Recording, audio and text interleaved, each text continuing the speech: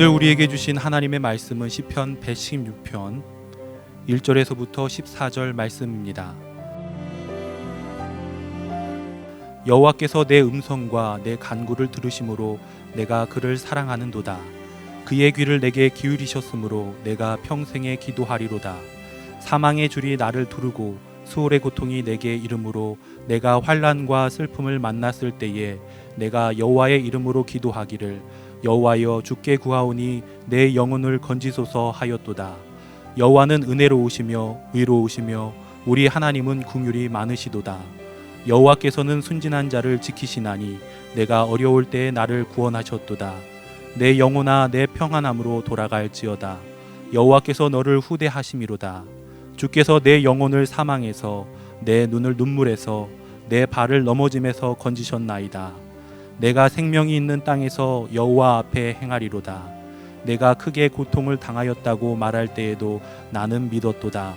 내가 놀라서 이르기를 모든 사람이 거짓말쟁이라 하였도다. 내게 주신 모든 은혜를 내가 여호와께 무엇으로 보답할까? 내가 구원의 잔을 들고 여호와의 이름을 부르며 여호와의 모든 백성 앞에서 나는 나의 서원을 여호와께 갚으리로다. 오늘 우리에게 주신 하나님의 말씀입니다.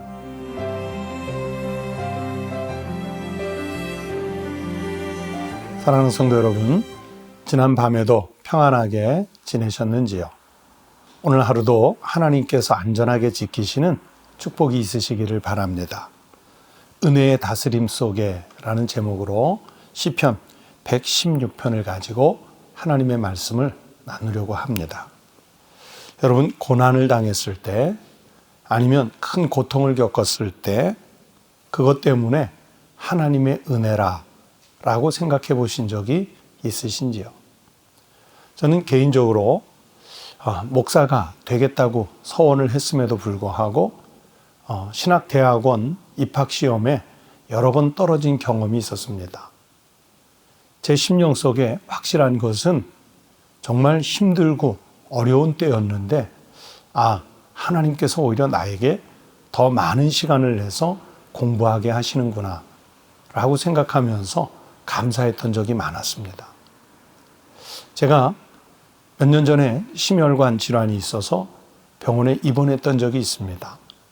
그때에 오히려 이것 때문에 하나님의 사랑과 자비와 긍휼을 느끼면서 더 하나님 앞에 감사한 삶을 살아야겠다며 은혜를 고백했던 적이 있습니다.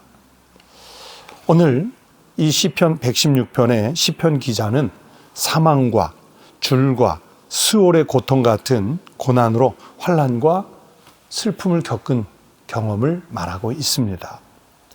3절 말씀에 보면 고난은 그로 하여금 은혜롭고 또 의로우시며 긍휼이 많으신 여호와 하나님께 기도하게 했고 그리고 하나님을 만나게 했다고 고백하고 있습니다. 결국 이 시편 기자는 고난이 자기에게 가져온 은혜를 이렇게 찬송하고 있습니다. 내게 주신 모든 은혜를 내가 여호와께 무엇으로 보답할까? 즉 고난 중에 자신을 지켜주신 하나님의 은혜에 감사하는 노래를 불러드렸던 것이죠. 박해를 받으며 고난의 때를 살았던 초대교회는 복음의 능력을 잃지 않고 오히려 선교의 열매를 맺었습니다. 예루살렘 초대교회 공동체에 상상할 수 없는 박해가 밀려왔을 때 그들은 삶의 터전을 버리고 그리고 가까운 이웃을 버리고 멀리 흩어져 박해를 피해 도망을 칠 수밖에 없었습니다. 그때 도망을 치면서 심령이 얼마나 불안했겠습니까? 고통스러웠겠습니까? 주님 앞에 그들의 고난을 호소할 수밖에 없는 위기에 되었습니다. 그러나 성도들의 흩어짐은 절망이 아니라 오히려 엄청난 선교적 열매를 맺는 출발이 되었지 않습니까? 그런데 수세기에 걸쳐 교회를 박해하던 로마 제국의 새로운 역사가 시작되었습니다.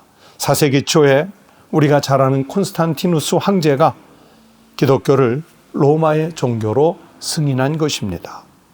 그러자 사람들이 교회로 몰려 들어옵니다. 회개하지 않고도 편안하게 교회에 들어갈 수 있는 길이 열렸습니다. 하지만 교회에 편하게 출석할 수는 있게 되었어도 진정한 교인이 되는 길은 없었습니다. 그들의 심령에는 주님이 자신들에게 채워주신 은혜가 없었기 때문입니다. 교회는 십자가가 없는 길로 들어서게 되었습니다.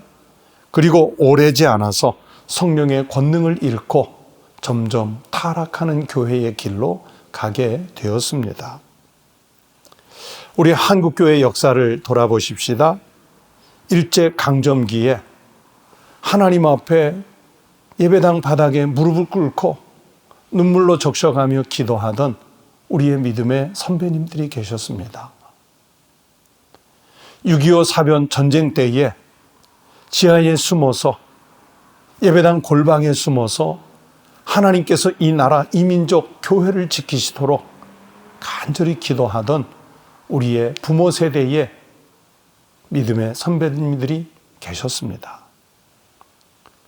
그 이후에 한국교회는 산업화를 거치며 민주화를 거치면서 엄청난 부흥을 했습니다.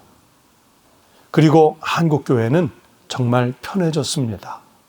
누구라도 들어올 수 있도록 길이 열렸고 다양한 프로그램을 통해서 일반 성도들에게 정말 좋게 접근할 수 있는 안락한 교회가 됐습니다. 그런데 역설적이게도 그때부터 교회는 위기를 만났고 성도들의 신앙은 약화되기 시작하였습니다. 우리는 고통을 겪고 고난을 겪는 중에 있지만 그러나 이때에 오히려 하나님 은혜 아래 있음을 믿고 복음의 능력을 다시 회복할 수 있도록 그리고 회복한 복음의 능력이 있으면 다시 잃지 않도록 깨어 기도해야 할 때인 줄로 믿습니다. 오늘날 예배당 안에서 전염병의 여파 때문에 예배를 드리지 못합니다. 그러나 오히려 이 기회가 하나님 앞에 예배를 사모하고 교회를 사모하고 교회 공동체를 더 사모할 수 있는 은혜의 고백의 때가 되면 이 질병이 떠나간 이후에 한국교회는 다시 정결하게 성결하게 부흥할 수 있는 길이 열리게 될 줄로 믿습니다. 기도하십시다. 하나님 아버지, 우리 주님이 고난과 고통 중에 있는 성도들을 더 많이 사랑하셔서 은혜의 다스림 속에 저들을 붙잡아 주셨던 줄로 믿습니다. 그래서 시인이 고백했던 것처럼 내게 주신 모든 은혜를 내가 여호와께 무엇으로 보답할까? 하나님 은혜에 감사하여 감동하여 고백했던 이 시인의 신앙 고백의 감사가 오늘 나의 고백이 되고 우리 교회 공동체의 고백이 되고 우리 한국교회의 고백이 되게 하여 주시옵소서. 우리는 살다가 예기치 못한 전염병의 큰 위기를 만났으나 오히려 이것 때문에 하나님 앞에 드리는 예배 공동체를 더 사모하게 하시고 성전을 마음껏 출입하던 때를 더 간절히 사모하며 감사할 수 있는 우리 믿음의 성도들이 되게 하여 주시옵소서. 주님께 감사드리며 예수 그리스도의 이름으로 기도드리옵나이다. 아멘. 여러분, 오늘 아침도 같이 기도하십시다. 첫 번째는 우리나라의 국가적 재난을 잘 이겨내고 그리고 훗날 이 고통 때문에 하나님의 은혜를 더 많이 받았다고 감사의 고백으로 바뀔 수 있는 역사가 일어나도록 기도하십시다. 두 번째는 아픈 우리 국민들 빨리 치료되고 치유되고 회복될 수 있도록 기도해 주시고 방역 담당자들을 위해서 기도해 주시고 진료의 최일선에서 수고하는 의료진들을 위해서도 같이 기도해 드리십시다.